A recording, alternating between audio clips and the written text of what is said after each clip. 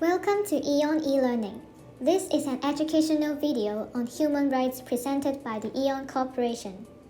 In this video, you will learn about corporate social responsibility so that we expect you to accept and adhere Eon Supplier Code of Conduct. This e-learning consists of two parts. Part 1 explains the social responsibilities and the expected conduct of companies in the supply chain. Let's begin Part 1. What does corporate social responsibility mean to you? Let's take a look at the process of Eon product from production to the final buyer. The first step of the process is sourcing of raw materials.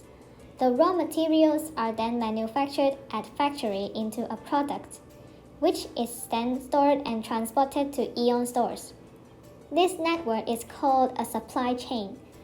A supply chain involves many different companies and people around the world. As you can imagine, there are many places in the chain where problems can occur. Social issues can be broadly divided into two categories: environmental issues and human rights issues. An example of a human rights issue is child labor, which still occurs in many developing countries. Examples of environmental issues include illegal deforestation to secure farmland for plantation agriculture and drainage of wastewater from dyeing factories that does not meet regulatory standards into rivers. Today, many people, including employees, customers, shareholders, and residents of the communities in the supply chain, are demanding companies to act in a socially responsible way. Through their business activities, companies are expected to work towards creating a better society and solving social issues. Supply chains have become more complex and diverse due to cost competition, risk diversification, or searching for cheap raw materials and labor costs. In addition, many supply chains have grown global and exist across many countries and regions of the world. In other words, all companies connected in the global supply chain is likely affected by the social issues arising in the world. So what kind of social issues are there in a supply chain? In 2014, the British newspaper The Guardian reported a human rights violation on a fishing vessel in Thailand. Illegal immigrants from neighboring countries were hired to work on the vessel and catch fish to feed the farm shrimp grown in Thailand. It was a very serious violation of human rights. The article disclosed the names of several major retailers in Europe and the United States, which led to boycotts by consumers. Even if not directly involved in such scandals, companies that procure or sell raw materials are often considered responsible for scandals that occur in their supply chains. In other words, companies are not fulfilling their corporate social responsibilities unless they ensure that primary suppliers and sub-suppliers in their supply chain of raw materials are also acting ethically and socially. Here is a picture from 2013 of a collapsed building in Bangladesh that housed several sewing factories. The workers kept working there even though they knew the building was badly damaged, because their manager threatened to fire them if they complained. As a result, the disaster caused 1,138 deaths. After that, a movement that prioritizes employees over delivery time and cost has developed in the apparel industry. So far, you have studied some examples of human rights violation. Here we introduce the Universal Declaration of Human Rights, which is important in defining what human rights are. The Universal Declaration of Human Rights, adopted by the United Nations in 1948, stated that everyone is entitled to all the rights and freedoms set forth in this declaration, without distinctions of any kind. 30 articles are considered the minimum common standard of achievements of all people and all nations. For example, Article 1 states that we are all born free. We all have our own thoughts and ideas. We should all be treated in the same way. Article 3 states that we all have the right to life and to live in freedom and safety. Also, under Article 26, everyone has the right to an education. Human rights are essential, and we cannot live like a human being without them. However, there are still countries and regions that do not fully respect human rights, so we have to protect them in our business activities. Companies are engaged with employees, business partners, raw material producers, local residents, and so on through their business activities. Therefore, it can be said businesses directly or indirectly affect human rights. In 2011, the United Nations Human Rights Council approved the Guiding Principles on Business and Human Rights. It endorses to implement the United Nations Protect, Respect, and Remedy framework to states and enterprises.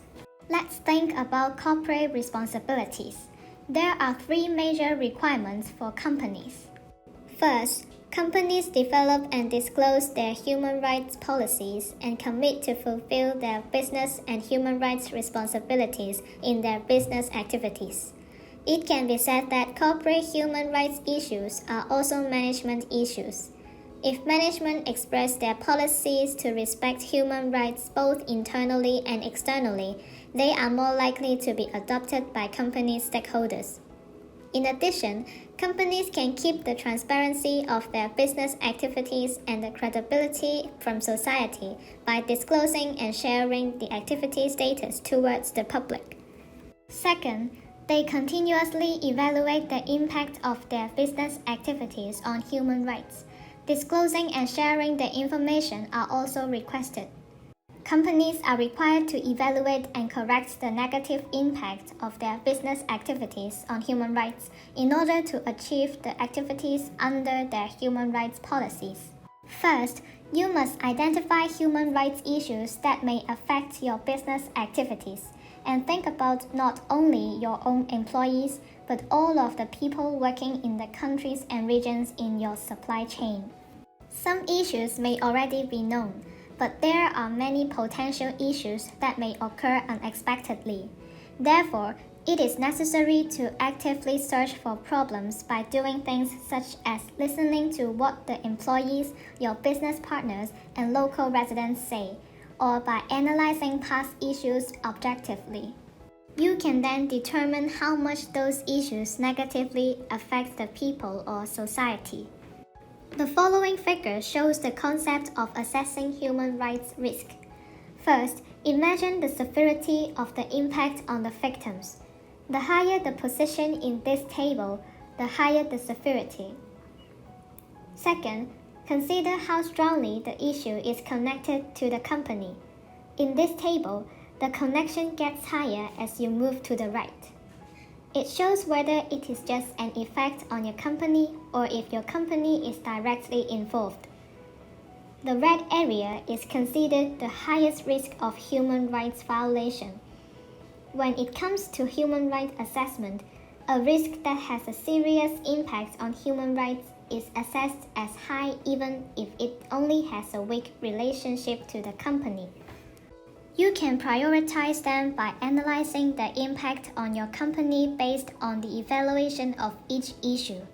It is important to implement plans to minimize risk of human rights violations systematically because you have limited manpower and financial resources.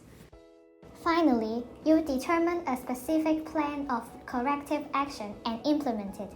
You can encourage your business partners and work with the industry as a whole in implementing the plan. Regularly performing this process can reduce or prevent the negative impact of human rights may have on business activities. The third requirement of companies under the Guiding Principles on Business and Human Rights is to remedy and correct violations of human rights. If a company causes or encourages human rights violation in its business activities, it has a responsibility to take measures to remedy them. Remedies should be made available to employees, business partners, and people and organizations in the supply chain that may have potential impact. In this grievance mechanism system, a third party unaffiliated with the company should be involved in the grievance process to ensure protection and fairness to all users. As an example, an external organization unaffiliated with the company listened to the problem and worked to find a solution between the company and person or organization that made the complaint. Currently, this is a common business practice. Aeon is also planning to introduce this type of grievance mechanism system, so we need your understanding and cooperation. So far, you have learned about corporate social responsibility mainly related to human rights issues. To solve these issues, it is necessary for each organization to fulfill its own responsibilities and to request the cooperation of related organizations. This is exactly how a chain of social responsibility can be constructed. Aeon commits to fulfill its social responsibilities together with our business partners in our supply chain. Thank you for your understanding and cooperation. This concludes part 1, Corporate Social Responsibility in the Supply Chain. Thank you for watching. In part 2, you will learn about the Aeon Supplier Code of Conduct, which must be adhered to all of our business partners. Please continue to watch it.